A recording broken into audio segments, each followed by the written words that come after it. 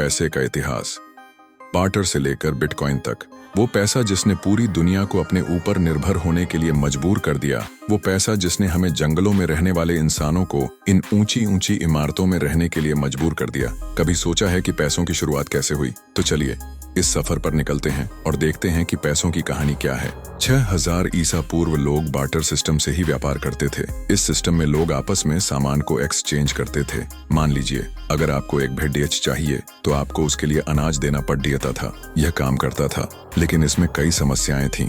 एक बड़ी समस्या थी डबल कोइंसाइडेंस ONF वांट्स। इसका मतलब है कि आपको उस इंसान से मिलना जरूरी था जिसे आपका सामान चाहिए हो और आपको जिसका सामान चाहिए हो। इस तरह से व्यापार करना कभी कभी मुश्किल हो जाता था, क्योंकि सभी को अपने सामान की जरूरत होती है। इसलिए लोगों को एक ऐसे सिस्टम की जरूरत महसूस हुई जहां एक कॉमन मीडियम हो जिससे सभी लोग व्यापार कर सकें। 7वीं शताब्दी ईसा पूर्व जब लीडियन सभ्यता में पहले सिक्के बने, ये सिक्के सोना और चांदी के मिश्रण से बनते थे। इससे पैसे का एक मानक मिल गया। अब व्यापार करना आसान हो गया। लोगों को अपने सामान का मामला समझने में कोई परेशानी नहीं होती।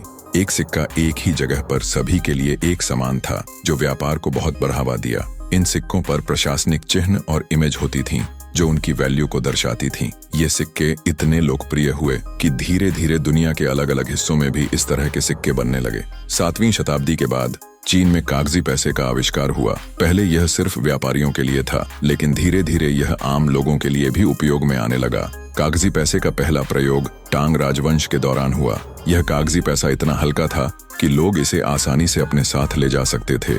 11वीं शताब्दी तक इसने अपनी लोकप्रियता बढ़ाई और 17वीं शताब्दी तक यह यूरोप तक पहुंच गया। कागजी पैसे ने व्यापार को और भी आसान बनाया, क्योंकि अब लोगों को ज्यादा भारी सामान नहीं उठाना पड़ता था। लेकिन इसके साथ ही इससे धोखाधड़ी और नकली पैसे का भी खतरा बारेज गया। 19वीं शताब्दी तक दुनिया के कई देशों ने सोने के मानक को अपनाया। इसका मतलब था कि आपका पैसा एक निश्चित मात्रा के सोने से जुड़ा होता था। ये एक स्थिर और विश्वसनीय सिस्टम था, क्योंकि इसमें पैसे की वैल्यू कभी नहीं बदलती थी। लेकिन इसने कुछ आर्थिक समस्याएं भी खड़ी की, जैसे कि 1929 का ग्रेट डिप्रेशन, जब लोगों को अपनी बचत खोने का सामना करना पड़ा। इस वजह से कई देशों ने इस सिस्टम को छोड़ दिया और फिएट करेंसी का इस्तेमाल शुरू किया। फिएट करेंसी का मतलब है कि पैसा सिर्फ इसलिए वैल्यूएबल है क्योंकि सरकार ने इसकी वैल्यू को माना है। जब व्यापार बढ़ा तब बैंकिंग सिस्टम की जरूरत महसूस हुई। पहले बैंक इटली में आए, जहां लोगों को लोन और डिपॉजिट की सुविधा मिली। 17वीं शताब्दी में बैंक ONF इंग्लैंड बना, जो एक सेंट्रल बैंक की तरह काम करता था। इसने करेंसी को रेगुलेट करना शुरू किया और लोगों को वित्तीय सुरक्षा दी। बैंकिंग सिस्टम ने आर्थिक विकास को तेजी से आगे बढ़ाया। आजकल लोग बैंकों में अपने पैसे को सुरक्षित रखते हैं और बैंक उन्हें ब्याज भी देते हैं। लेकिन बैंकिंग सिस्टम के साथ कुछ चुनौतियां भी आईं, जैसे कि वित्तीय संकट,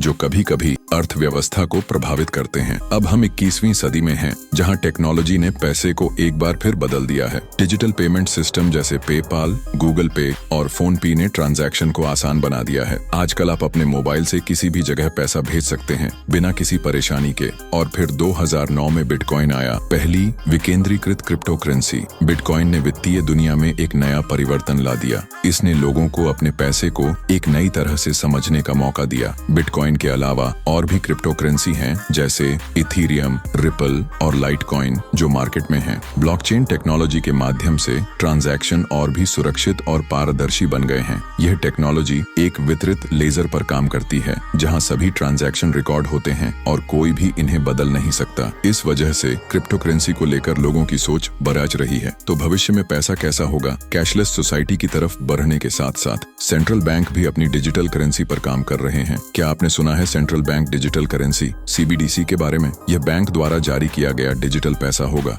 जो कि फिएट करेंसी की तरह ही होगा। लेकिन जो सबसे जरूरी है वह है पैसे का असली मकसद, व्यापार और वैल्यू।